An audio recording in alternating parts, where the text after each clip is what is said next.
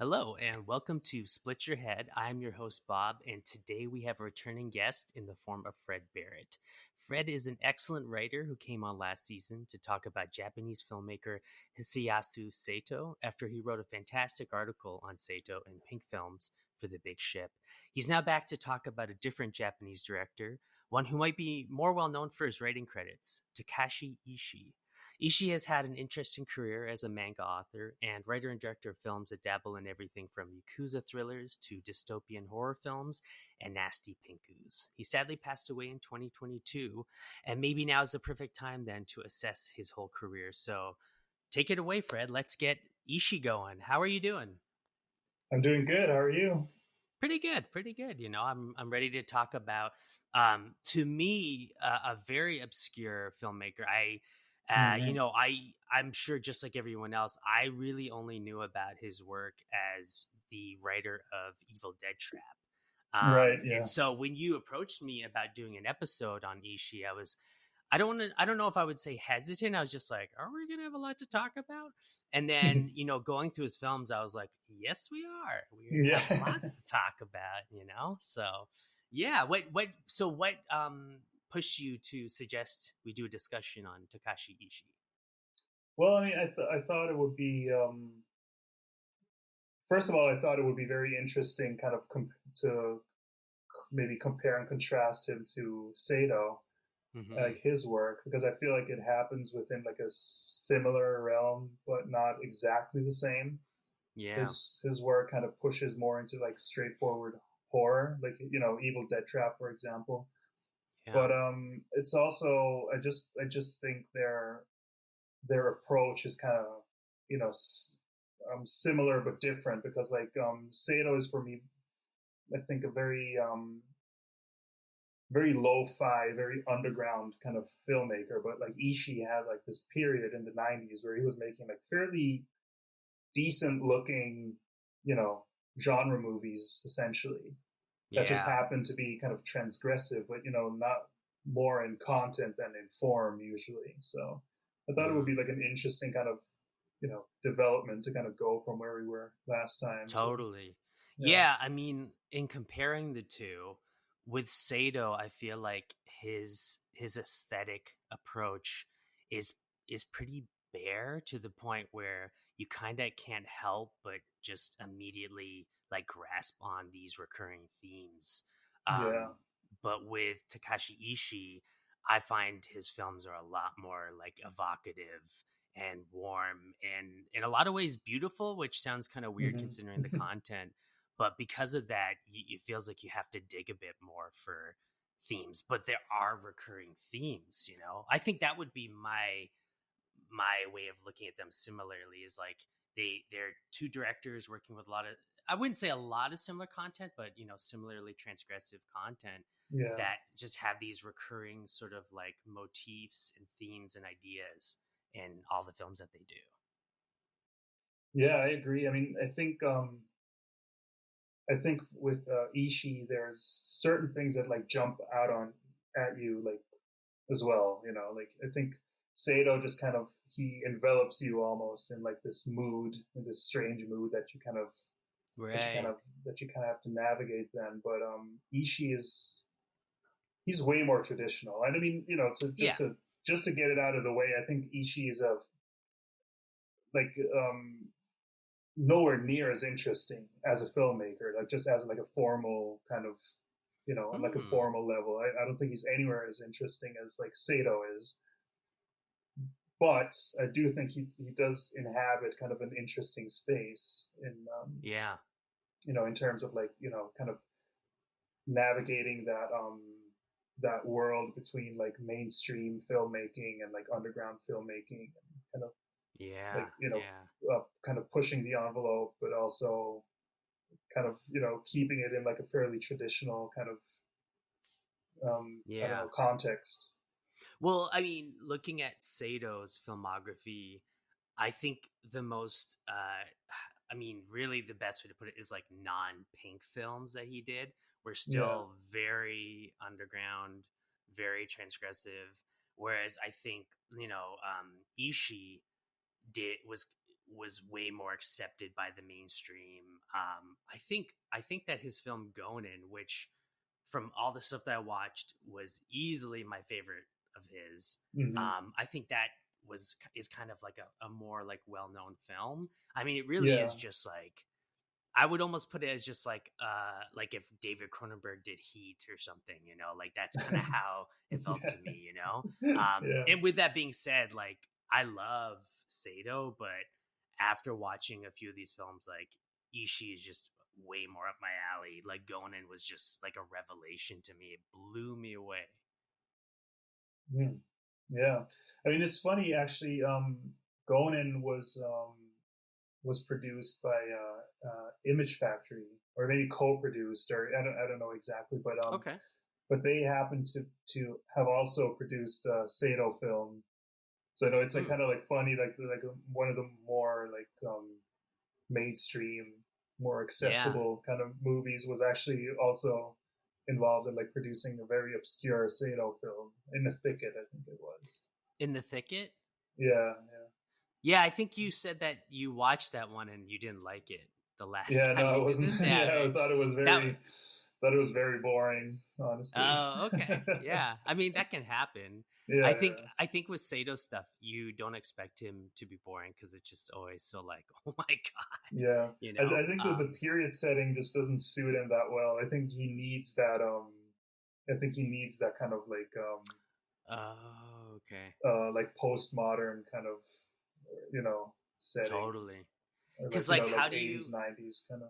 how do you address technology and how it connects with people in a period Right. setting?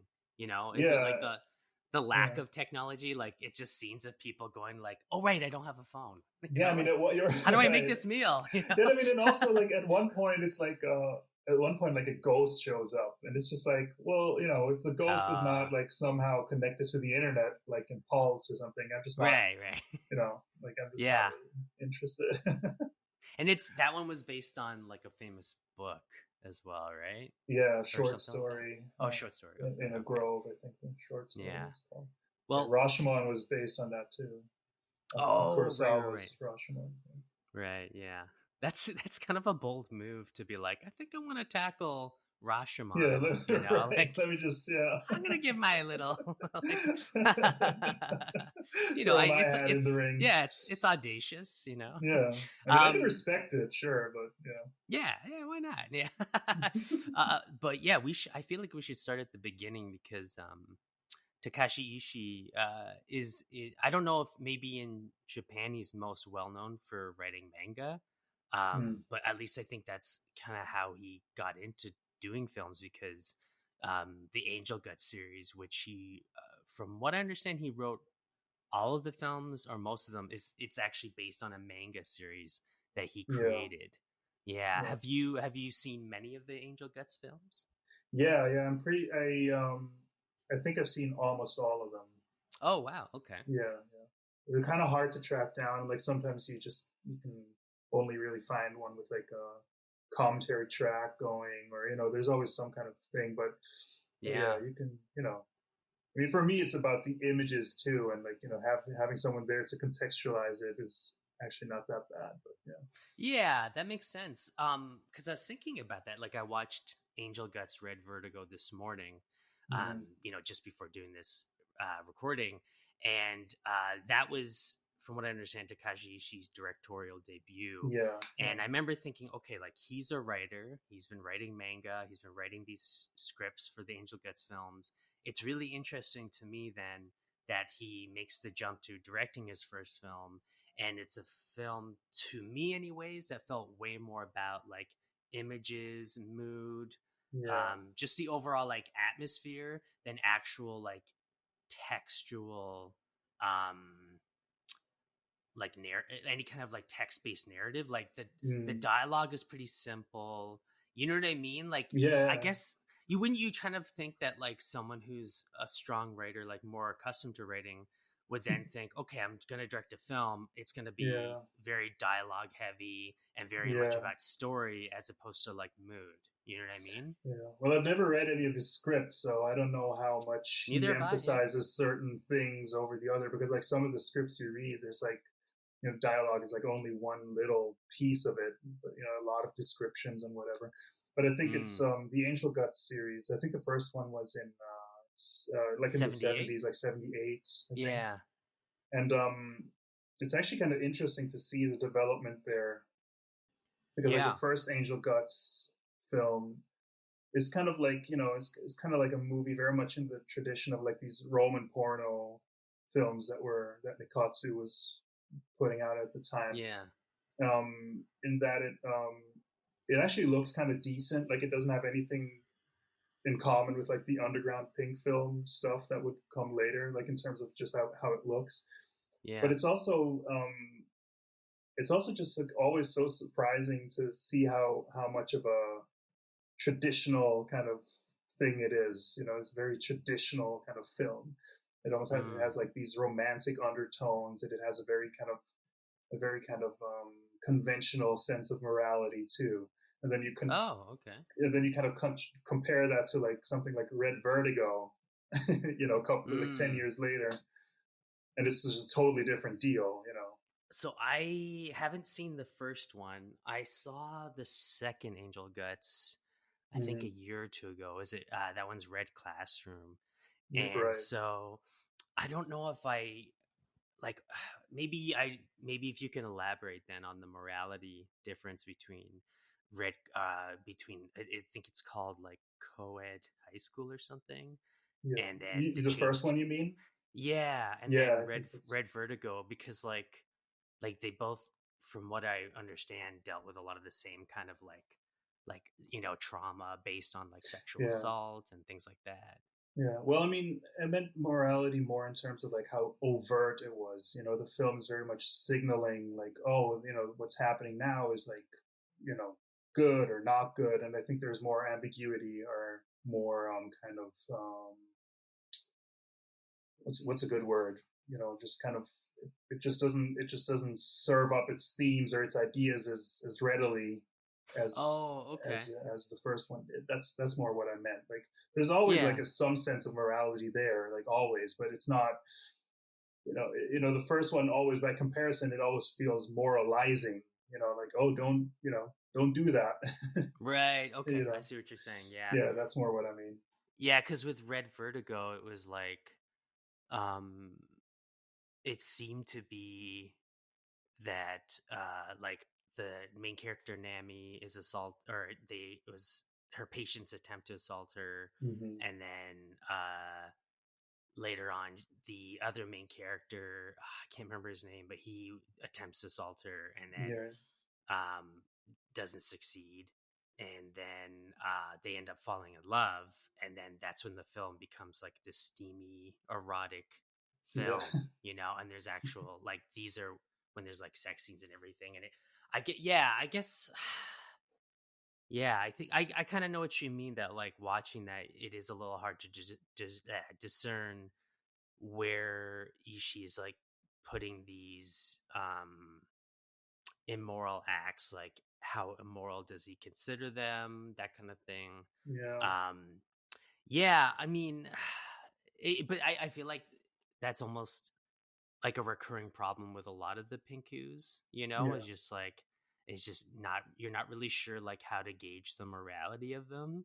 And yeah, so you just are almost left with being like, even no matter what I've seen happen, I'm just taking it as like they know it's bad because it's made me feel bad, right. like Yeah, it's always such a grim, like Red Vertigo was like a very grim and depressing film, like very much so. Yeah. even when things work out, like spoiler alert, like it ends on such a sour note, Mm.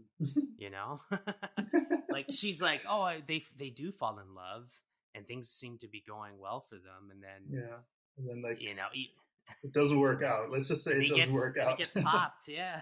Yeah, I guess it does get Yeah. popped. Yeah. Well, yeah, it actually kind of this theme that this idea that kind of kind of this captor captive kind of love Right. story, or you could more broadly say like abuser, like with the person he abuses, Mm-hmm. with the woman he abuses, kind of love story. This is something that like Ishii also does in the script for Love Hotel, Okay. where, Yeah. right, where the guy's like goes crazy because he sees yakuza members kind of assaulting his wife. Mm-hmm. So he seeks out the sex worker and plans to torture her and kill her, but then doesn't go through with it. But he still kind of does this weird sexual torture to her, and then like years later they reconnect and like they fall in love. So this is like a dynamic that he, Right. that he kind of looks at in more than a couple of his films, I think. Yeah, well, it makes me think about something because when we first started talking about doing this episode, you brought up how like things like revenge are kind of Mm-hmm. like a recurring theme in Yeah. Ishii's films, but they're almost like always failed to some degree, Yeah. or just like so messy. Yeah. And it makes me think of that like with Love Hotel, clearly this main character is seeing him bring the sex worker back as even some sort of like spiritual revenge, even though it's not any form of justice on like Mm. a universal scale. It's just to him, he's like, if I do this, I will feel better. And it Yeah. it completely failed for him. And Yeah. it's in that failing where I feel like maybe that's Ishii's way of like giving them humanity, or like Mm. humility. It's like the Mm-hmm. failure of revenge. Mm. And I think it's also we've I think we've talked about this. I think it's also not as much about the revenge Mm, as it maybe looks like on the surface. I think it's a lot of it is more about the psychology behind it. It's just like the revenge is almost something that just needs to happen. It's almost more like a contrivance, just like we need to right. get this person to do stuff, but like it's just basically just a way to kind of look at, Yeah. what is this person feeling? What effect is this having on her? Because I mean, even a film, I think probably the film, probably the only film where Ishii protagonist is like actually successful at taking revenge is Freeze Me, I think. Yeah, Right, yeah. where That she kind of was yeah. does succeed at like disposing of these people who sexually assaulted her, Right. and yet Yeah. the outcome isn't. I think the outcome might actually even be worse because Hmm. she ends up like just completely losing her will to live and just kind of completely despairing.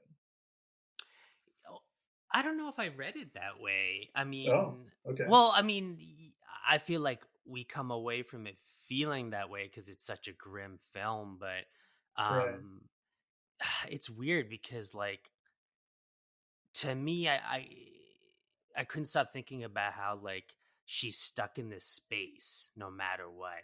This space with her assaulters, Mm-hmm. is like no matter what she tries to flee.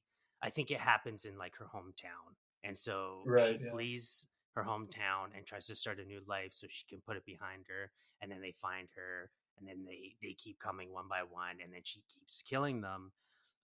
But it gets to the point where she just becomes I don't know if I don't know what the word would be to use. Like, I wouldn't say comfortable, but more like adapting to how, like, okay, so my life is just connected to this trauma. And so Mm. because of that, I'm going to live in this space, so much so that I'm going to buy these industrial freezers and put their dead bodies in Yeah. them, Yeah. which is such an absurd concept. Like, that to me was the turning point of the film where, going into it, I was like kind of dreading it because it sounded like such a grim film, and Mm-hmm. but I kind of was not giving credit to Ishii that like even when he deals with really grim content, he always approaches it in a very I don't know if I want to say intellectual, but like very provocative, very um I'd say like he has thoughtful. I think he yeah, like puts he he puts has thought into it. yeah, it's not just like, okay, I'm going to titillate you, or okay, I'm going to bum Yeah. you out. It's like Yeah. it really gave me a lot to think about. And yeah, I just cuz I don't want to I mean, I guess we can spoil these films. Should Yeah, we go it's ahead and just, I okay, mean, yeah. yeah. But like the fact that her boyfriend comes back and doesn't really seem to sympathize with her that much. He more Mm, or less just tries to when he comes at the end is like, "Hey, I want to see how you're doing. I noticed there was these issues with these guys." And she finally yeah, tells him like what happened. He's sort of just like, I can't get enough of you. Like, I can't resist you either. I'm just like them. And is like trying to like seduce her, and then she ends up yeah, killing him. And to me, like it's weird because it's like there is the fact that she's found I guess found like some level of justice or some level of like revenge. But yeah. she's also just now accepting the fact that like her life will always be that, like she'll always be stuck in this space. Mm. Yeah, yeah. I mean, it's in the case of Freeze Me, it's actually literally true because she is kind of stuck in that apartment Right. where she. But yeah, I mean, I do agree. But I think that also plays into revenge not really being the central kind of um, element to his stories because it's usually just a way, like I said, like just like kind of a contrivance. You need to kind of Right. get a character to kind of interact with these people, but I think that illustrates really well that actually it's not about the revenge at all because that's the one movie where she is successful, but it doesn't really do anything. It doesn't really change anything because Right. it's not because the revenge because it's more about the psychology. I think what we were saying earlier though, I think that's that's something I really appreciate about him because he when if you were to tell someone about his films, I think they would get maybe a totally different idea of what it is he's doing because you're Right. like, oh, there's all this like sexual assault, there's all this like violence, there's all this stuff, and it sounds like something where you can just kind of maybe something that's just like shocking just to be shocking, just provocative, Right. just like but I think he actually takes it very seriously. I'm not saying Totally. he always handles it like perfectly, but I think as an artist he takes it seriously. He doesn't think, oh, this is awesome, will shock people, this will be I think Yeah. he does take it seriously, but I think where it gets kind of difficult is where just like maybe where it gets a little one dimensional maybe is this idea that he has where it's like well rape is something you cannot come back from almost. Yeah.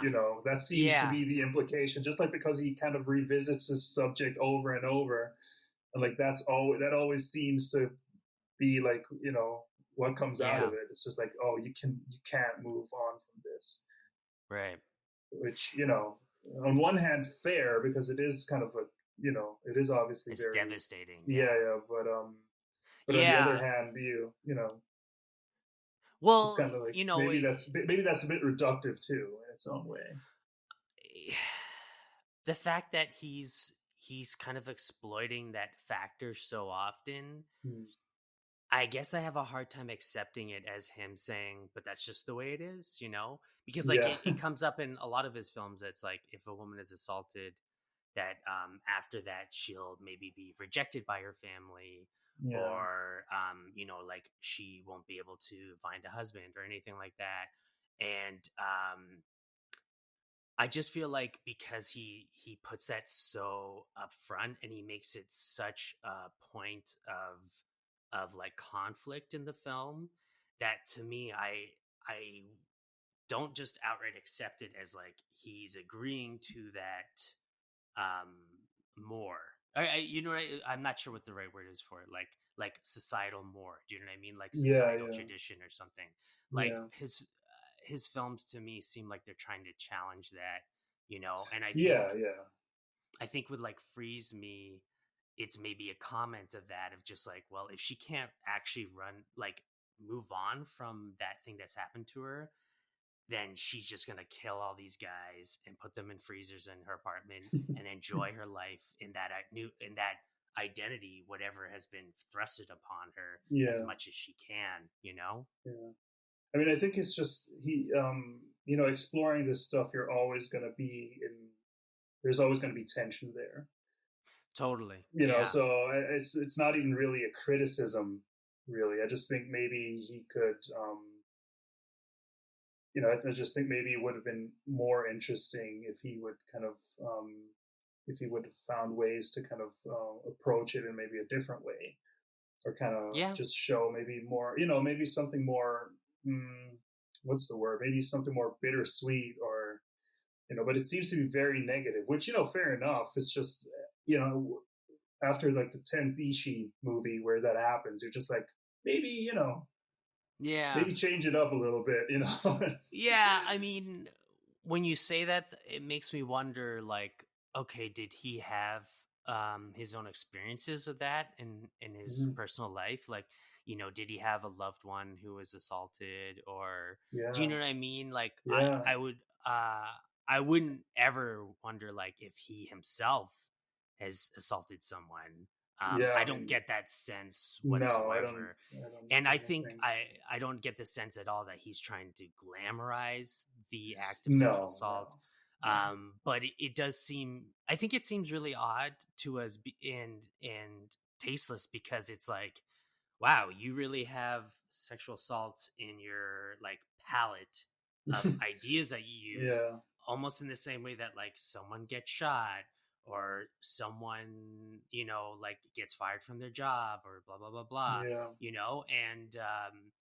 and you're right in saying that there's like a tension about it, because it does make you kind of question that. And maybe is that how he feels society views it, that the fact that like people are so readily able to dismiss someone who's a victim of that. It's like yeah. that's what I keep going back to, but again, you've seen way more than I have, so. Well, I think it's just inevitably you're, um, anything you do is gonna have to, you know. I'm trying to think of like a good example, but you know, I think I've talked about him quite a bit recently. Like someone like David Lynch, he's Sure. very much about, like, you know, subverting all these images that we associate with like Americana, you could say.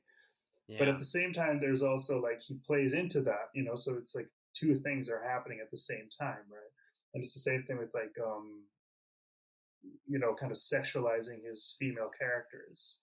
On the one hand, he's saying like, oh, maybe this isn't right, you know, maybe we shouldn't be doing this. But on the other hand, if you see it, Hmm. the way he shoots it, it's kind of like, well, you know, he's also kind of playing into that. So there's always going to be like, Hmm. some tension there, right? Yeah. That's But such a yeah, it's such a slippery slope, because yeah, I feel like if you are commenting on something, then you see that it's like, well, then give me the keys to do whatever I want, you know? right, right, Because I'm making a comment, I can go as far with it as I want, yeah, And again, I don't know if I fully get that from him. I think a big part of that is really how he shoots a lot of this stuff. I mean, yeah. not until like Sweet Whip, we can get to that later. We'll, Like that we'll get to that that, was yeah. I think that might just be indicative of like a filmmaker getting old and just being like, oh shit, I gotta go harder now or something. But of Yeah, all the earlier films I saw of his, he always does a really interesting job of like obscuring violence and obscuring assault, where yeah, it's like always done on an angle where you're like, okay, my mind knows this is happening, but yeah, my eyes aren't completely seeing it. And I love that kind of treatment of like any kind of harm done to people, of like, yeah, you can implant the worst in my mind without actually having to show me. I think there's something kind of impactful about that. yeah. I think there's the, his film Alone in the Night. I think Right. Yeah. does that really interesting, has a really interesting shot where the character Nami, she gets It's always a assaulted. She's a, Nami. yeah. I think Yeah. he actually planned Alone in the Night to be part of the Angel Guts series. So Yeah, that makes sense. that's yeah. But yeah. So these mobsters, these yakuza guys, they're like, you know, kind of getting ready to assault her, and just as they kind of start doing that, the camera Yeah. pushes in on her face, right? So you're kind of, you're kind of with her in that moment. You're not really seeing, quote unquote, the action, Right. but you're actually seeing her expression. You're kind of with her in that moment, which I think is Yeah. interesting. But also, I think it's interesting how it kind of contrasts with his later work sometimes. Yeah. Where it's very much about like, I know we both seen Sweet Whip, which I, yeah, I hated Sweet Whip. yeah, That was so bad.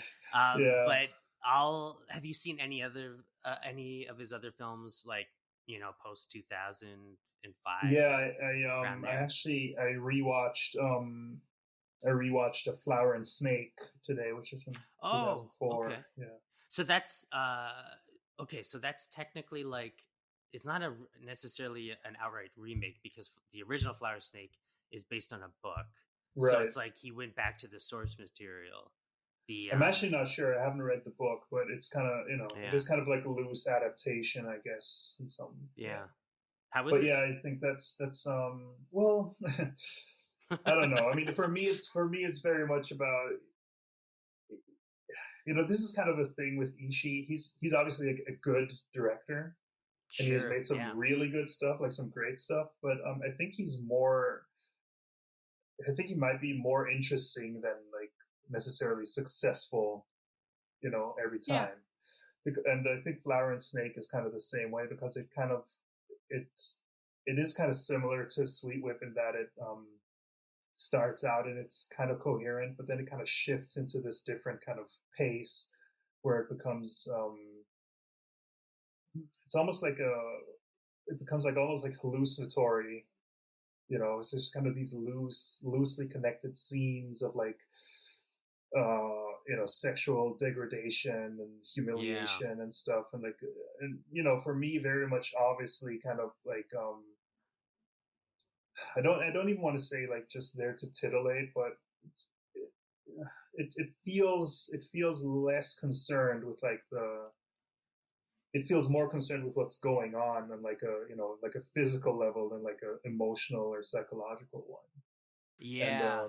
Yeah. that can This. be good too. Not everything has to be like a character drama, but Sure. I think he loses. For me, it loses a lot of its appeal that way.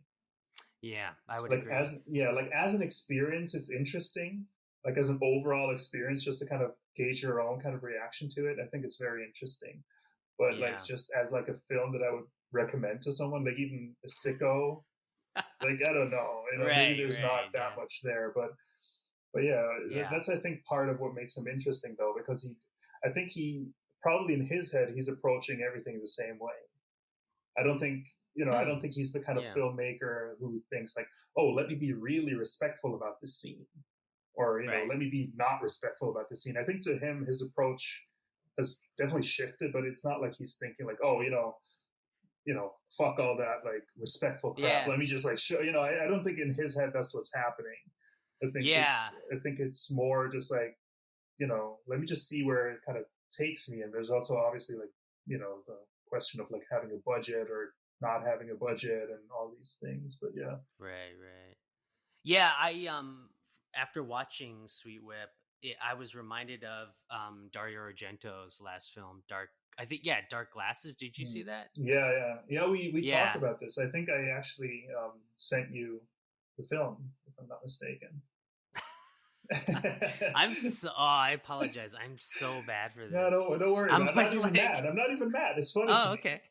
I think I just assumed I watched it on Shudder or something, Yeah, you might because have. it You came might have out. just not Yeah. opened my. Oh, Very possible. now I'm really in trouble. Yeah, But we can cut this out. We can cut this no, out. it's a moment of levity, you know. Right, right. But Dark Glasses, to me, I think I love Argento, but Yeah. I think, to me, I found it more of a failure than a lot of other people. And No. I think it was because it was his attempt at trying so hard to make himself relevant, that it was like sledgehammer choices, instead of Okay. like subtle choices.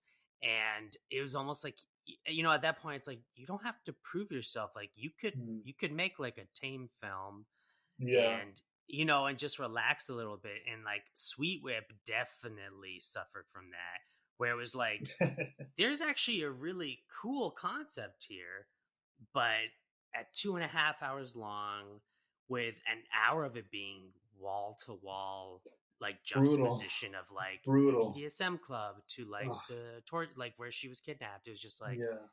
why Brutal. are we being Brutal. fed this? Like, why are we Yeah. going back and forth with these two things? Yeah. Like, what are we Because you supposed to get the take away idea. from it? It's like, yeah. I mean, I think it is kind of I think it well, okay, no, hold on. First of all, you're definitely wrong about Dark Glasses. That movie was awesome. Okay. Oh, okay, Yeah. okay. Well, we can, Sweet. we'll Well, move we'll on. do another episode on that. Right, Yeah. right. No, but I do think maybe to slightly defend Sweet Whip, a movie I wasn't crazy about either. Yeah. I do think maybe there is kind of because I forget actually how long she was in the movie, how long she was in prison, like how long she was kidnapped for. You mean like in the story or Yeah, in the runtime? story, like just how many? It was like we're It was a talking month. years, right? No, it was. I No, no, think it was no. a month. Oh, it was a month. Oh, damn. I think so. Yeah. I do not. Yeah, okay. My memory is gone. Either way, I I don't mean, believe you. I think it does something interesting because it, the idea being like maybe she just kind of this is like just the treatment she got like day in, day out, day in, day out. So Right. kind of like the individual instances of like violence or like sexual violence are kind of they kind of almost dissolve into this larger kind of time frame where Yeah. where she's just like subjected to all this horrible treatment. And I think Ishii's almost successful in kind of conjuring that.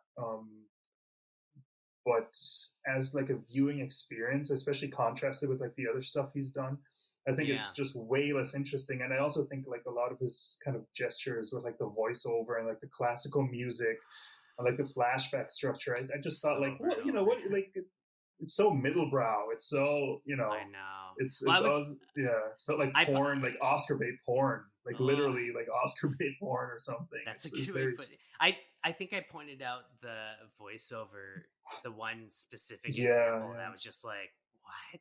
Was like the voiceover saying, and then he brought in a mirror that was his mother's. yeah, And then he just sits down the mirror and he goes, "This is my mother's mirror." And I'm like, so then why did we need the voiceover? He just said it. yeah, yeah. It's kind of But like a Blade Runner situation, kind of theatrical cut Blade Runner. which I haven't actually fully seen Yeah, before. it's not that But bad. I think people are overreacting, but yeah. wait, oh, you mean the new Blade Runner or the old Blade No, no, Runner? no. I mean the original theatrical cut of the original Blade Runner had like this voiceover that people are always like going on about how terrible it Oh, I didn't was know because that. like Harrison Ford sounds like he's high or something because he's like not interested. But I don't think it's that bad. But I think in Sweet Whip it definitely is kind of out Oh of yeah, place. It just feels like such a yeah, bizarre kind of because like to me even if you're going into that like exploring that ambiguity, um yeah. I think that very much ruins it because it's like you don't need Hmm. I feel like voiceover can at its worst is like holding the audience's hand, right? Oh, this was like that times And 10. yeah, so it's just to me it's pointless. Like if you're going to confront us with these images, then confront us, but don't. Right. It looks like an easy way out. Like, oh no, I'm actually kind of I'm Yeah, actually I mean, really invested in the psychology of this character by having her do like voiceover. It's just like I don't well, it's interesting because like as we're talking about it now, I'm kind of realizing like there wasn't really any voiceover in that like large section of the film where it was cutting back from like the BDSM club to know. like Yeah, the captor's house. And I'm like, that might have actually been the most interesting point to give us voiceover, because instead what happened was we were left with just going, okay, so does Ishii hate like BDSM? yeah, Do right, you know what I mean? right. Because like Yeah. I think that was one of my main issues with it, was like I found the film very not sex positive then, in that sense. Like it Mm. wasn't like it was I mean, maybe this is like a little alarmist to say, but like kind of kink shamey. I mean, yeah. Well, I okay, think that like you could definitely read it like that. I feel like the implications, maybe there's a hint of like, everybody who's into this stuff is obviously kind of just fucked in the head. he's saying that, Yeah, yeah, right. right. I don't think he really. That's not what he's trying to say, but it just you could But it definitely wasn't. interpret it that way. You get exposed to so much of that, Yeah, and every time I'm watching, I'm like, but she is getting paid to do this. She's showing up willingly, and yeah, I think this is like a pretty well known fact that like people that experience trauma, like childhood trauma or like any kind of like sexual trauma, sometimes they do go back to those places, yeah, like to like wanting to have that similar feeling, and it can be really empowering for people. So yeah, I think, to me, I'm more interested in seeing that kind of story of like, okay, so she went through that and now she's a sex worker and it's empowering to her. And so I'm kind of conflicted watching these scenes, being like, okay, we're seeing her with a captor going through hell, and then we're seeing her in the BSM club going through, like, okay, yeah, so it's going through hell, but normally in terms of like the narrative and what I understand about like people's sexual kinks, like this actually isn't hell for her, but then it right. is, because Yeah, it's yeah, proven at the towards the end of the film when it's shown that like it is a corrupt club, like it's not a right, safe right, place for her to right, work. right. And I kind of wish that maybe they introduced that earlier on, so that you at least got a sense that she was engaging with this as a way to be like, I want to touch the hot stove again, Mm-hmm, like mm-hmm. I want to, like I am in control of myself, but what I'm doing is not good and it's dangerous. Do you know what I Right. mean? As opposed to Yeah, like yeah, having like a healthy and controlled um engagement of like kink or BDSM, yeah. I think that would have turned it more into like a thriller almost. Kind of that tension of her kind of with the situation she thinks she's in, and like the situation we know she's in. That would have Yeah. been maybe an interesting kind of thing to see that. But I think, yeah, I think the movie is so I don't know. We're like stuck in her head, like just the way she sees the world. I think Right. these concerns about like, oh, how is this coming across? Maybe I don't think he's really. I don't think he really considered it while making the film. But like, I Hmm. think it should have probably. I mean, it's not his responsibility, obviously, to be like, to portray everything perfectly and whatever. But maybe Right.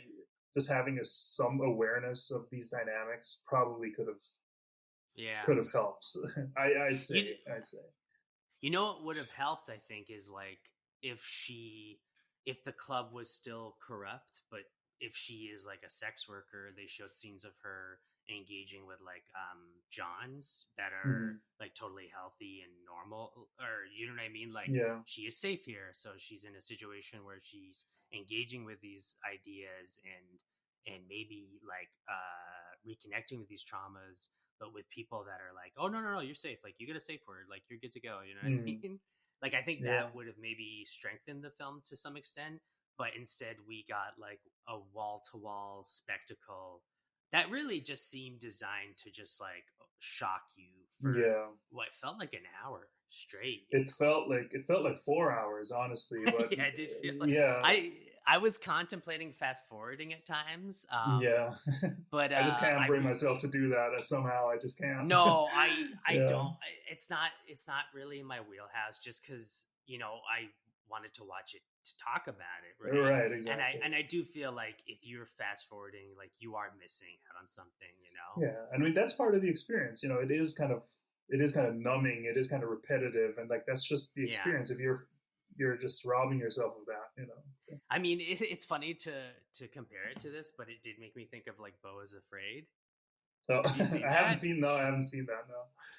I mean, everyone's complaint about it is that it's too long, and I Right. loved it, and it is too long. It's like Yeah. it's a film that's intentionally too long. Like you're supposed to feel like, oh my god, still Yeah. like Yeah. there's Yeah. still Yeah. crazy shit going on. What? Yeah, I mean, I Yeah. saw this movie last year, Pacifiction, that I loved, and it's the same kind of deal. It's like it's kind of boring, and you're just sitting there and you're thinking like, man, what is going on? Then like the final image hits you and you're like, whoa, this was amazing, but you need that, that kind Right. of build up, you need that boredom, for lack of a better word, to Hmm. kind of put you in that space, to kind of be receptive to these Yeah. images and stuff. But it actually, the movie that popped into my head when I was watching Sweet Whip, is is a film called Tokyo Decadence. I knew you Right? were going to say that. Yeah, Yeah. I think we I'm talked too about that last predictable. year. I need to change No, no, things no, up. no. Well, But I mean, we talked about it. Oh no, I don't know if we talked about it no, last but it was in the episode. art. I think it was in the piece I wrote. Yeah. Yeah, and For, that's an for excellent movie. I really enjoyed yeah, that. but I mean, there's also like these sustained scenes of her being sexually humiliated, Yeah, but like I guess in a more kind of controlled, safe environment, yeah, but still, I think there's always an element there of like, is this dangerous? Like, how far are they willing to go? How much of a threat are right. they? And I think it's also interesting because it kind of there's kind of there's also scenes where she is, or like her friend is kind of humiliating a John, right? So you have kind of these two sides where you're just like, it's almost like an exchange in a way, Yeah, where you're giving and receiving. So I think there's more of a dynamic there, because basically you enter every scene and you just don't know what's gonna happen. But like with Sweet right. Whip, it's just like, oh, she's here, she's locked in this room, in this basement. You know what's gonna happen. It's just kind of like, Yeah, there's nothing really there for me to be like, oh well, oh, that's interesting, oh, that's, kind of, yeah, it just feels like not really, feels like he hasn't really considered it as much as he has other stuff, like no. I mean, when you other movies. that's a great point, and I think like that was what was missing from the film for me. But maybe then because it already is sort of in a similar subgenre to Tokyo Decadence, that if he took that approach, that people would be like, this is just like Tokyo Yeah, Decadence, yeah, I mean, So I yeah, mean, yeah, yeah. I mean, you can't really win with this stuff sometimes, because like a lot of people would look at something like the Angel Guts films and be like, and say yeah, the same thing. It's always like, where is your line? Kind of, where does it go too far? Because like there's people, I see them, online every day. They're like, oh, you shouldn't even show sexual assault. Like, you shouldn't even have sex scenes. Like everybody has that line, yeah, and for us, it's obviously, somewhere else, but it does exist because right. we watch Sweet Whip, and we're just like, I don't, Too I don't much, know. yeah. Yeah, it's just like Well, I'm not really into it, really. it reminded me of like the new French extreme movement, Yeah, in terms of yeah, like especially the portion about the captor, like the way that was shot. I'm always like, okay, so if you're an evil psychopath and you kidnap a woman, do you do like this sort of interior design that is supposed to look like someone just rubbed a diaper all over the walls? Like, how did you do you know what I mean? Like it's like yeah. the like quintessential like evil layer of like the psychopath is always just like, what? Like Yeah, how I've does it actually never thought. Yeah, I mean, I think it's just like a shorthand for like a dingy kind of place. But yeah, that's actually yeah. weird. It does have these like It, brown streaks on the. It is kind Oh, of it's just like bizarre. what happened? Is it to Yeah, show us that like other things had happened in there, or right, right. Well, is that the implication? Is it? I didn't get I don't even that. remember. No, yeah, Huh. I just remember thinking like, oh, it's the typical creepy looking place, which I think Yeah, works better in a film like Hostel because you only see it for like a minute.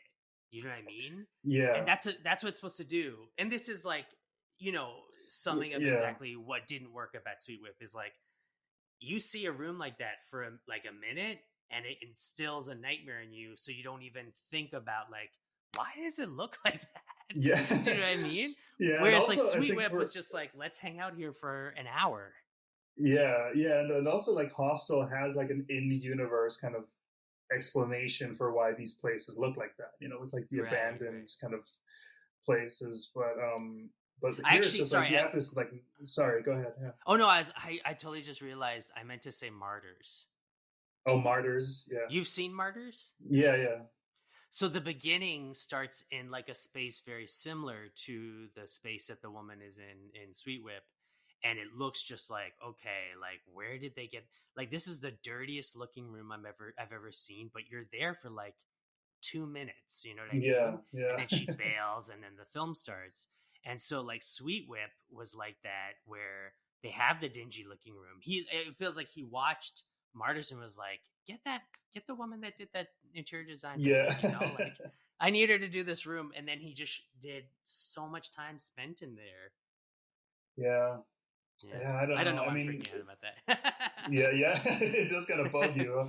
But Yeah. no, it's I don't. Yeah, I don't know. I mean, it does kind of. I think what's interesting about it though is it does kind of open up his work. It does kind of force you to, or it does kind of allow you to kind of think of his other work in maybe different terms too, because Mm. it's like, is he just like constantly escalating, what he's doing, or what exactly Yeah. brings him to this point where he's like showing us all this stuff in this way. But yeah, but at the end of the day, I just don't think there's a lot there. Honestly, that's No. just the issue. It's not as interesting. It doesn't look as good either. It's No. so I don't know. I think, but it is kind of interesting that like throughout the '90s, he kind of almost moved away from that and then kind of came back, kind of circled back Oh. around to, because like like Going In or like Black Angel and like all Yeah. these movies, he kind of left like this more extreme kind of sexual stuff. He kind of didn't really bother with it as much. Yeah. Although I think there's at least one scene of sexual assault in like all his movies. I think Yeah, even it does Black seem like that. Angel, even Black Angel. I know for sure that in the first Black Angel there's one. So Yeah. I'm not In sure about Going Going In, In actually. there is one, yeah. In There is. Going In, Oh yeah, it's yeah. I remember. Yeah, yeah, and it's similar to Love Hotel, now that I think about it, because yeah, it's there, like in Going In, for people who've never seen it. I don't feel like we're really spoiling it by saying like it's about a group of people that decide to rob this yakuza because the one guy who organizes the mission owes them a lot of money, and I think they're all just kind of like fed up by these yakuza, so they go and they rob them and they get away with it. But then the yakuza eventually find out who's behind it all, and the film is just them taking revenge on these people, and it sort of becomes a bit of a cat and mouse thing of like back yeah, and forth. So it yeah, has a very like traditional gangster kind of structure. I mean, I not like super traditional, but I do think if you're someone who's accustomed to watching like American gangster films or like other yakuza films, you could easily get into this one. yeah. And the scene with sexual assault, it is obscured, and yet it's still so terrifying to watch. And it's Yeah, used as a form of revenge against the one guy who's like kind of a pimp in the film, yeah, who's yeah. like in love with his And also, like I think an immigrant from Thailand. I think too. right, yeah. Yeah, So it's the immigrant from Thailand with his girlfriend who's also from Thailand, and they're just about to leave to go back to Thailand yeah, because they have their money, and that's when they come and they like beat the shit out of him and they like rape her in front of him, and it's a devastating scene, but yeah, it was very artfully done. You know what? It made me think of like Greek tragedy or something. Like it felt yeah. very operatic. The It film was is super very, operatic. yeah, very much so, very, very much so. I think there's like, I think in terms of his, the guy who plays the hitman who's hired by the yakuza. Oh, Takashi Kitano. Yeah, exactly. Yeah. Um, he made his debut a couple of years before that. I think in '89 with this movie Violent Cop, Oh where he yeah, also that's a plays good the one. lead. Where I feel like that movie is not. It kind of. I mean, obviously it's its own thing, but I think the violence plays a very similar role. Kind of, there's a lot of Totally. like, it's almost like it's almost like an anti-heroic bloodshed kind of thing, where you're just kind of Yeah. like everybody's just like blasting each other, and they're just like just blood flying everywhere, and it Yeah. just leaves everybody dead basically, like literally sometimes, because like everybody's just like at the end of it, it's just like Oh, it's just the ending. dead Oh my bodies, god. and like Yeah. Gonin is, I think, very extreme that way, and but I think it's also kind of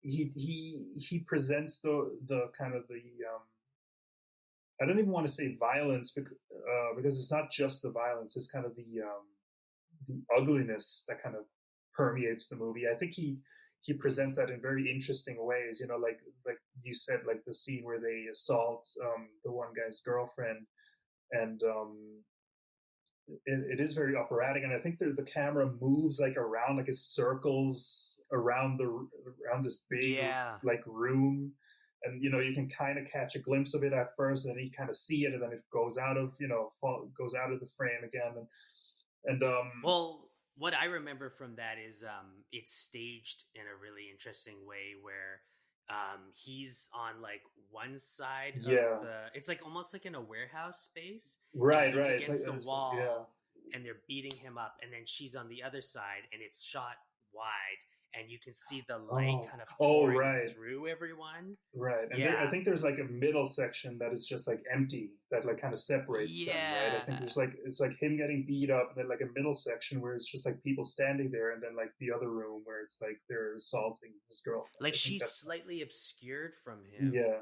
which is in a way it's interesting because like I was talking about this earlier of like how generally up until like Sweet Whip in those films, he was really good at obscuring violence or assault, sexual yeah, assault, in ways that always felt like, wow, like this is visceral and impactful, but I'm also not seeing everything. yeah. And I find that really striking. I love And that. you can't always make sense of it too at first, because it's like sometimes you Sure. see it and you're like, wait, what's that? And then you kind of realize, oh, that's what's going on. Yeah, yeah, totally. Yeah. Yeah, I mm, mean, of all the films I watched, Gonin was just incredible. Like one of like yeah. I was just right away like, okay, is there a Blu-ray? Like I have to own this film. Like I can't believe Yeah, I mean, it's incredible. yeah, and I think the other thing I was going to say was it's also very interesting. Like there's a scene in the film where one of the guys who robs the Yakuza, he's like a salaryman who lost his job, and Right, like yeah. he goes home, and he's kind of it's a very bizarre scene because it plays out very strange. Like he goes home, he comes home, and he's like, he's calling out for his wife and his kids. Like they don't really show up, and then like he's about to get mad, and you're thinking like, this is such a weird, like obviously Yeah. nobody's home, like you need to chill, and then the I one think you hear girl, flies though. you do hear flies, but yeah, which is Yeah. kind of ominous, and also kind of points in the direction where it's going to go. And then you do kind of Mhm. see a girl, and she talks to him. He's like, "Oh, just sit on the piano and play." And then like it's kind of turns out, like through camera movements, it's revealed that actually the girl is just like dead at her piano. Like it's just a Right. very very bizarre scene, and like it ends with him kind of, if I remember correctly, he's in the bathtub taking a Yeah. bath with his wife, or with his wife's corpse essentially, because Right. so it Yeah. turns out he just like murdered his entire family because he couldn't Well, couldn't it's deal with the because shit. he knew what was coming, I think. And he Was that? also was going crazy. Yeah. I think I think I that's how thought the I read it. oh, I thought the Or no, implication was they he say lost his something about it. job, and then he kind of goes nuts, and it kills them because he Oh, can't live with okay. the shame, because he can't provide for them. Well, maybe Because they it's a say bit of something, the hitmen say something about like, oh, they've been dead for like a while or something. right. But it was So also yeah, the scene in the bus with the three guys that are left yeah, afterwards, and they talk about it, how it was in the news. And I could have sworn one of them said like, "Oh, he just killed them because he knew like their death was on oh, their oh, way." You know what I mean? So, but I mean, it could have been both. yeah, But how yeah, about the way that ended? Like that was whew. Takashi yeah, Kitano and his hitman partner. and also I guess love partner. Like, Yeah, very. That was a oh my very god, weird element. Kind that of. was terrifying. That was That like the was most very terrifying. bizarre. Like, I I don't know if that Ugh. like that. I think that was consensual. I am assuming they had a thing going on. Yeah, You know. I don't know. I don't know. But Not sure. Not sure. yeah, yeah, tough to say. But Yeah. that was something that initially struck me about the film, and I was like kind of hoping that they'd explore it a little bit more. Was like the queer element of like how the film opens with the main character having a dream about like another openly gay character like stabbing a guy in the alley and being like this dangerous element. And then for the beginning of the film, you see him as like the gay guy is like this dangerous element, and then slowly as the film goes they like fall in love with each other. And that was the one thing I was like, I think because I gave the film 4.5, I was like, if they actually leaned in that to that a little bit more, gave us like one more like key moment of them like falling in love, I think it would have set up the ending so well, you know. Hmm. But that's Yeah. also how I felt about Uh, Angel Gets Red Vertigo, so yeah.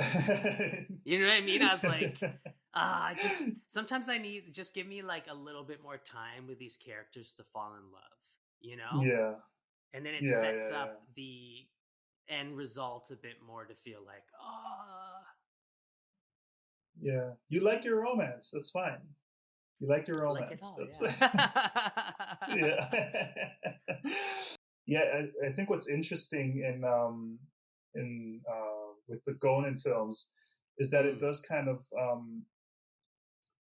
the queerness that you mentioned. I think it does a lot to kind of take this kind of macho sensibility that you maybe associate with those films, like yeah. superficially associate with them, and kind of Yeah. does like and just kind of takes them into like a different kind of space with Hmm.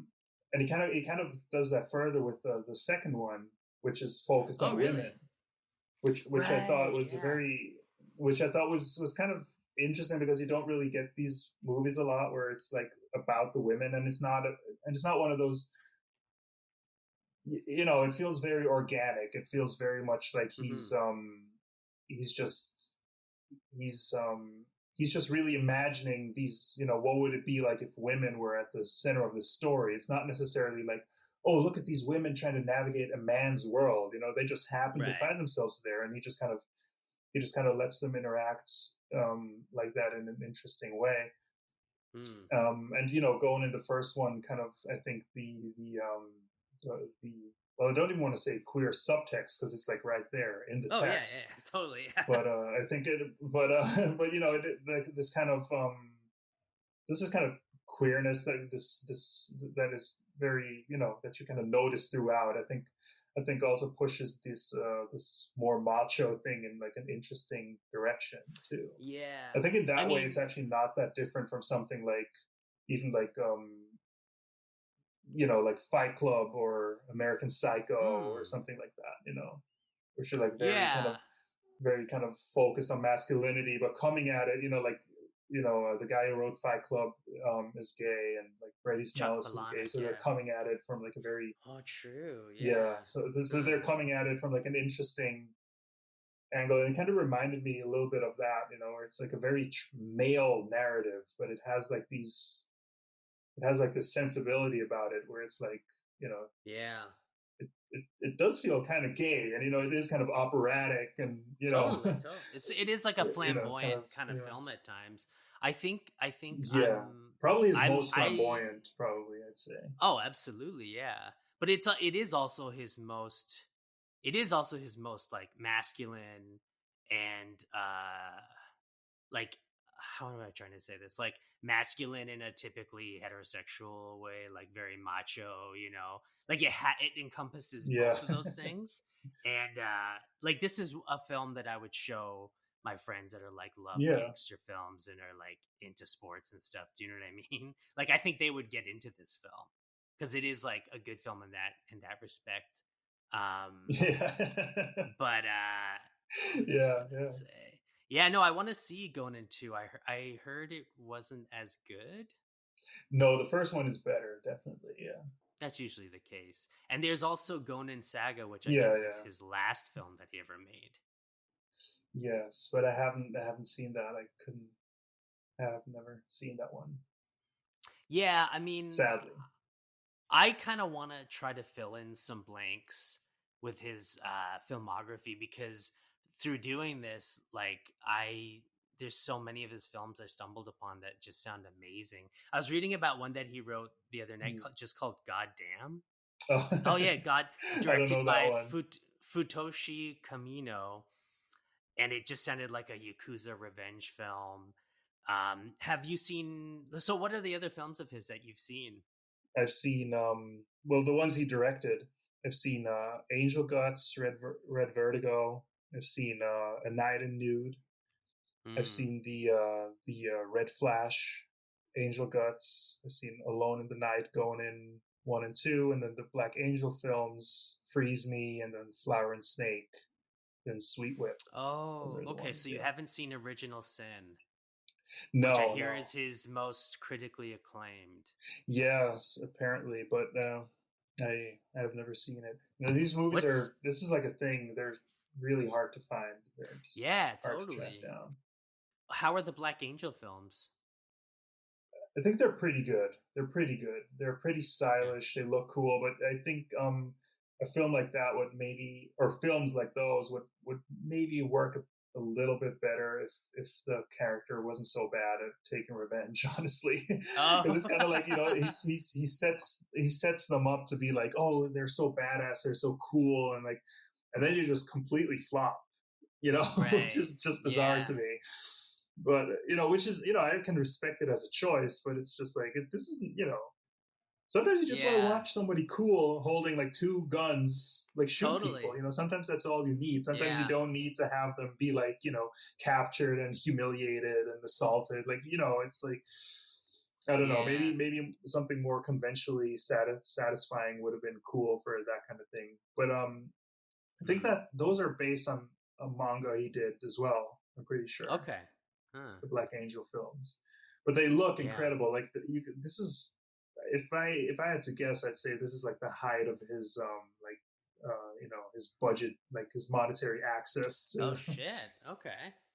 I Yeah, should check I'd this say out then. because they look really cool. And yeah, and the studio that did the Black Angel films, Shochiku, I think. Okay. They did like, they're actually fairly respected. You know, they did like a bunch of Ozu films back in the day. They Oh did like wow. Takeshi Kitano films too, like one of them, Nice. I'm sure. And they did this movie called Vengeance is Mine by Imamura, Shoei Imamura, Oh, I've seen that which one. is like a, It's good. yeah, and yeah, yeah. And actually, this is a funny. This is just like a funny thing I noticed. They produced this one film called Departures. This Japanese Hmm. film by Yojiro Takita, I Okay. think. I don't And know him. this is actually funny because Departures is such a family-friendly kind of film, but Yeah, Takita kind of, he came out of the world of pink films as of well, course. which is Yeah. very very interesting. Yeah, he Yeah. did a movie called Time Adventure, 5 Seconds to Climax, which is like somebody Oh, could travel I've through heard that's really time good. based on, like, you know, Yeah. yeah, yeah. And another one called The High Noon Ripper, which is also like a pink film. It's kind of like a slasher pink film, you know, kind of like a horror kind Oh, of thing. okay. I like those ones. Yeah. Yeah, just like a Huh. funny connection there, you know. I thought that was kind of funny. There's a lot of directors in Japan like that though that started out in pink films and went on to do more serious Yeah, stuff. yeah, I think the guy who did Cure, yeah. is it Cure?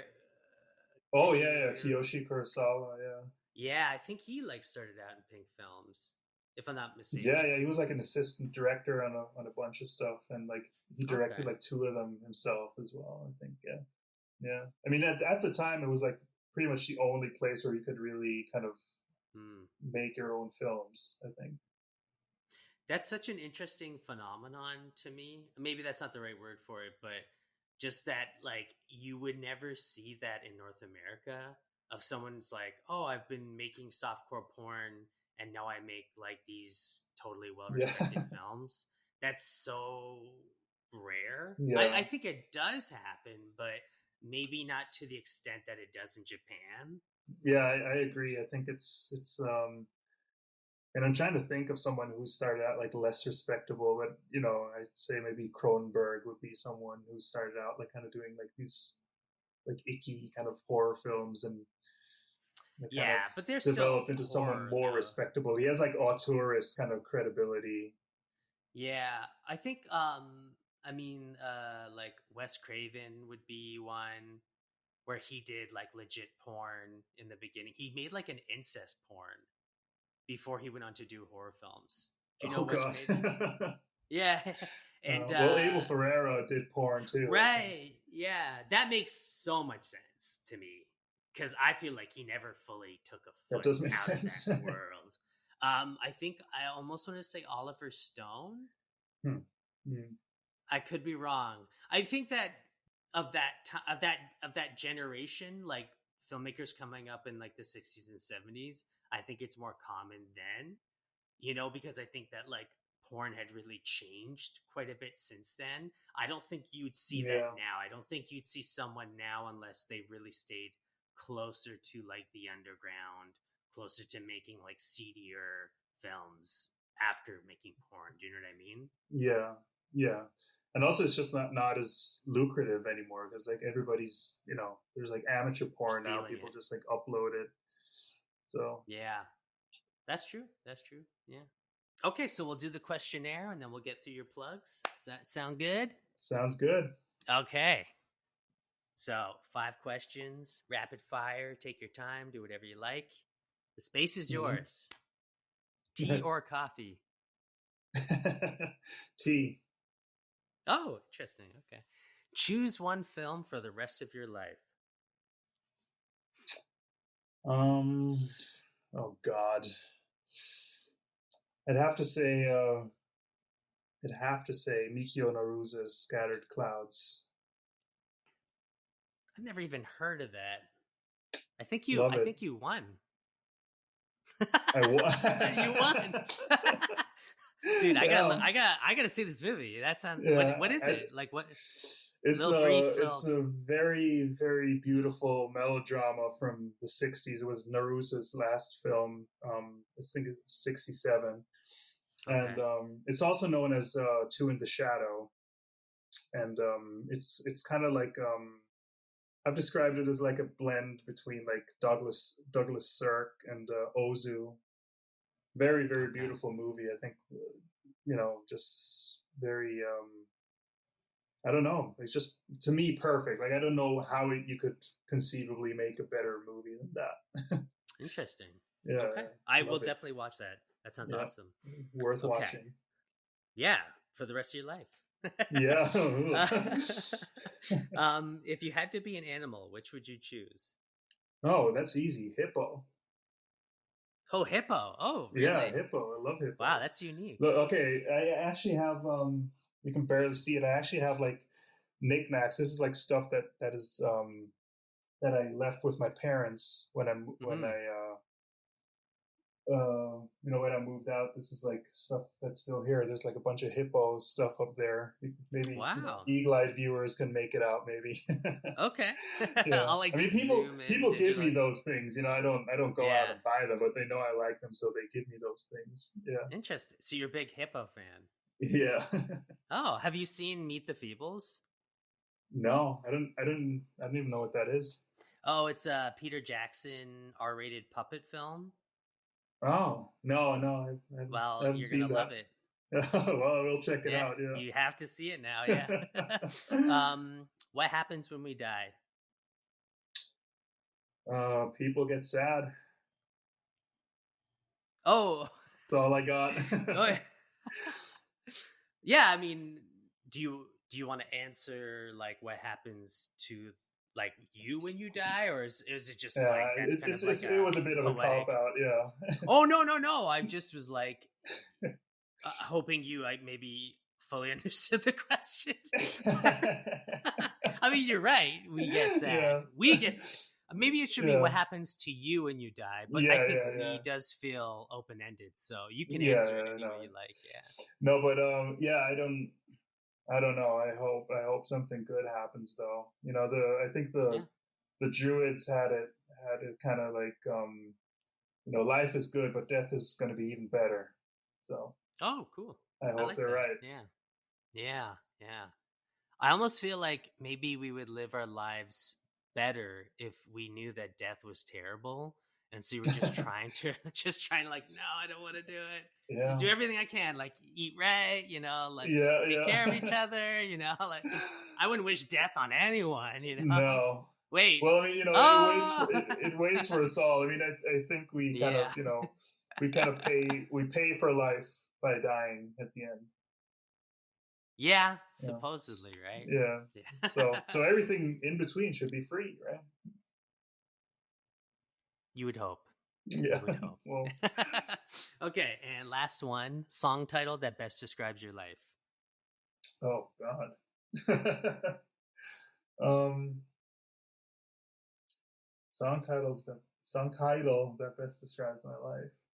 I mean, Um, take that any way you will, because like it could be the song itself describes your life, or it yeah, could just yeah, be the fact that the song title itself describes your life, even though the song itself has nothing to. I don't know. Yeah. yeah. That's a good question. Oh, I'll go with "Unsatisfied" by the Replacements. Love that song. Yeah, because you Oh, know, that's a I mean, great song. it sounds like a downer maybe, but you know, I'm always kind of unsatisfied. But more in terms of like, Yeah. there's always more you want to know. There's always something else you want to learn. There's always a new experience, you know, to make. So Right. in that way, I'm kind of unsatisfied. I never Mm. like put my feet up and I'm like, oh, that was a good job. Now I can like relax. I'm always like, all right, what's the next thing? You know, I finish one book. I just want to get to the next one. You know, sometimes I can barely make it Mm. through. The last chapter is always torture for me because I'm just like, I just want to get to the next one. You know, I want to kind of, Really? I love yeah, that, I'm like man. That's awesome. restless. I'm like restless. You know, Yeah.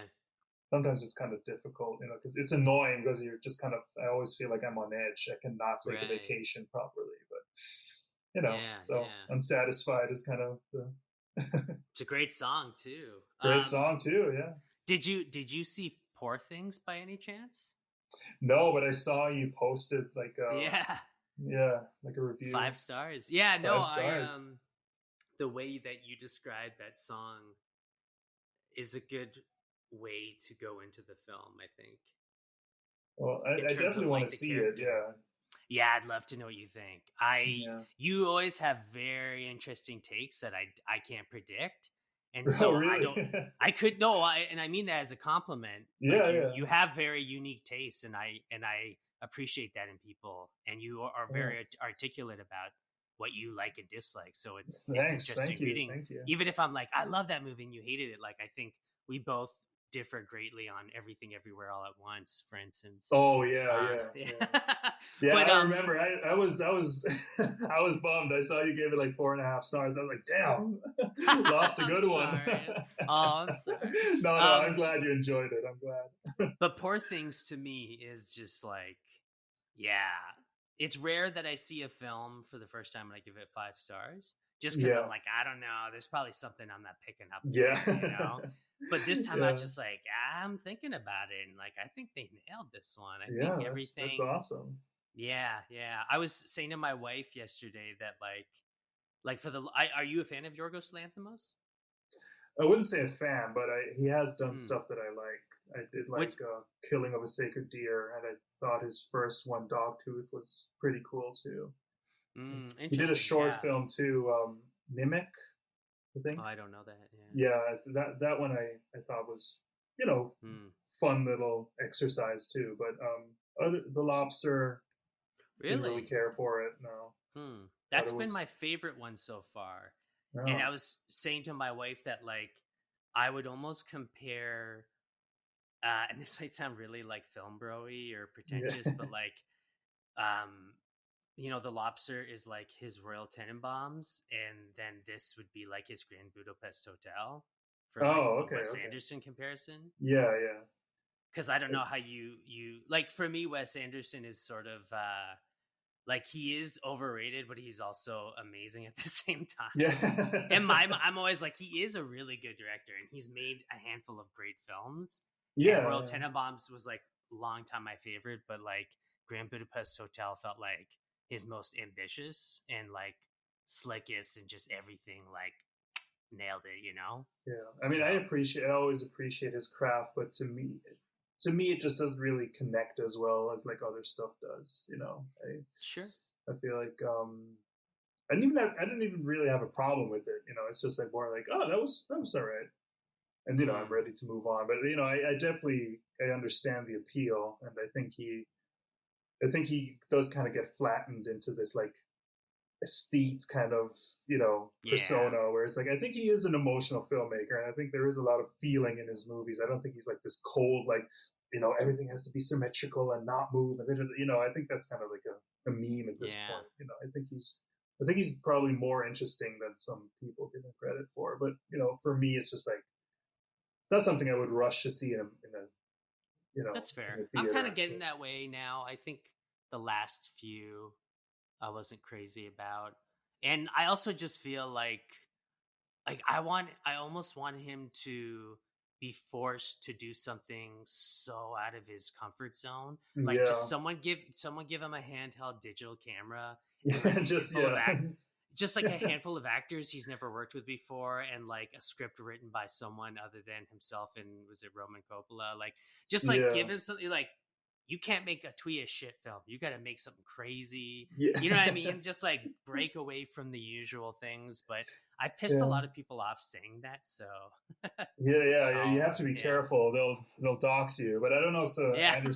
Wes Anderson shooters are that extreme. But you know, No, if you have no. any opinions on Taylor Swift, definitely keep them to yourself. I just try to avoid her as much as possible, you know. Yeah, It's that like would have that would have been funny if like you know not just everything everywhere all at once, but also you're a Swiftie. yeah, definitely not. Definitely not. You know, my taste in music is a lot more Yeah, yeah, interesting yeah, than that. yeah, yeah.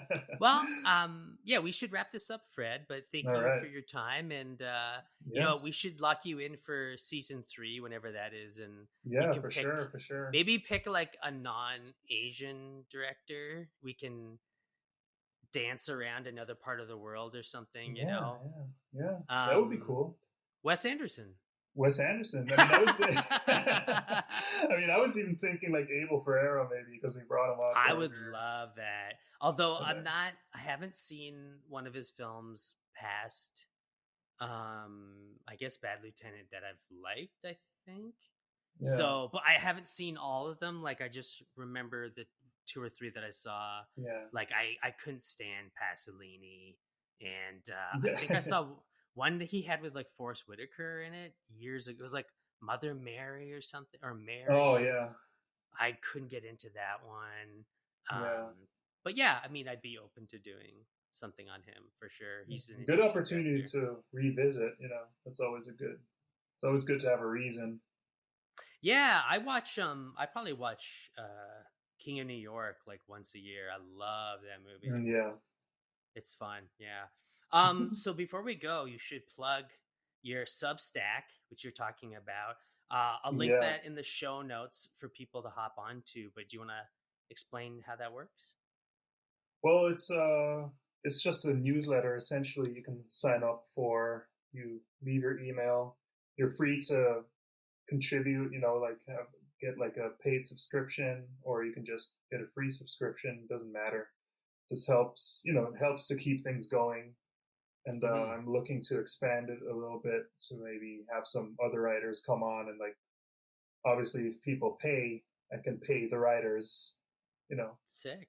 so yeah, that would be cool. But it's just fredbarrett.substack.com. I'm pretty sure that's Okay. it. And Uh, the name of the name of the Substack is Electric Dreams. So you know, just right. type in any kind of combination of my name and Electric Dreams and Substack into Google, and even though You'll Google find sucks, it. so I'm sure you'll find it. Yeah. Yeah, yeah. And like, where are you writing currently these days? Because I know you write for The Big Ship. Is there anywhere else that people should look out for your work? I write for this review thing, journal, whatever, called In Review Online. Hmm. That also has like a magazine issue, and I also write. I haven't written for Slant in a while, but I still do. I Okay. write music there mostly, and where else? Cinecentric. I also do mostly like capsule reviews of stuff that I've seen that is interesting. And yeah, I mean, you can follow me on follow me on Twitter and you'll see, and or on Letterboxd, because I post all my work on Letterboxd usually. So Mm-hmm. Yeah, you'll be in I'll the put all know. those links in there. Yeah, Yeah, right yeah. on. I remember like the last episode that you came on. I gave like a breakdown of all the magazines. It sounds like it's more or less like a lot of the same publishers, so that will be easy for me to Yeah, find the links for because I yeah, just copy it. yeah. I mean, it's yeah. I don't like pitching to places. I hate the pitching process. So I Yeah, I found feel I like that found some sucks. places that are willing to publish my work. So I'm just like sitting there. But that's like one of the things I said I was going to change this year. Pitch Oh, more. cool. So that's what I'm going to do. Still haven't done it though. First Yeah, month sober, I haven't done yeah. it. You've got Yeah. I was gonna say 9 more months. You got 11 more months. So. Yeah, yeah. No, we're good. We're still good. Again. I'll Okay. panic Cool. in Cool. Cool. November. Yeah. Yeah. Exactly. Mm. Okay. Well, I will let you go then. But yeah, thanks for coming on. And Yeah, thanks for having me ev- on. everyone, if we had to pick like one Takashi Ishii film that you'd want people to check out or seek out, like what would you pick? Oh man, that's a good question. I'll cheat a little bit and I'll say, for his, if you want to get into him, into his work as a director, I'd say go with Gonin. Absolutely. And his work as a screenwriter, I'd say Love Hotel. I think those Okay. movies kind of illustrate his sensibility very well. And we didn't even I'd touch say. on his most well-known film in terms of his writing, Evil Dead Trap. Yeah, which too bad, but I yeah, I love that movie, but after seeing the other Ishii films, I didn't see a lot of there similarities. I wasn't a didn't see a lot of lot of connection there. yeah, yeah. I do have something funny I heard though, that the guy who directed Evil Dead Trap, Mm, Toshiharu Ieda, I think okay. his name is, and Yeah. he hates horror movies so much that he didn't even watch it. He What? completed the movie and never watched it. What a maniac. I Yeah. love that stuff. I love that stuff though. That's very Wait. funny So to me. yeah, he also did Scent of a Spell with Tokish. Oh wait, Angel Gets Red Porno. Yeah, Yeah, bunch of and stuff he with did him. Evil Dead Trap 3. He also He did, I did. think. I haven't seen And that one. I've only seen the no, I first haven't seen two. that one either. And Yeah. he did a very popular one. Well, not very popular, but fairly popular one called Mermaid Legends. Oh yeah, Yeah, that has a really cool ending. yeah, Yeah, in so-so film feels very much in line with Ishii. Actually, now I think about it, yeah, yeah. There's revenge. some Yeah, overlap. Yeah, yeah, yeah, for sure. yeah. Maybe he like helped him spruce up the script or something. Yeah, yeah, I don't know. I could Yeah, see that. Yeah, yeah. Okay, man. Well, I will let you go. Yeah, have a great yeah, day, dude. yeah. You too. All right, take care. Peace.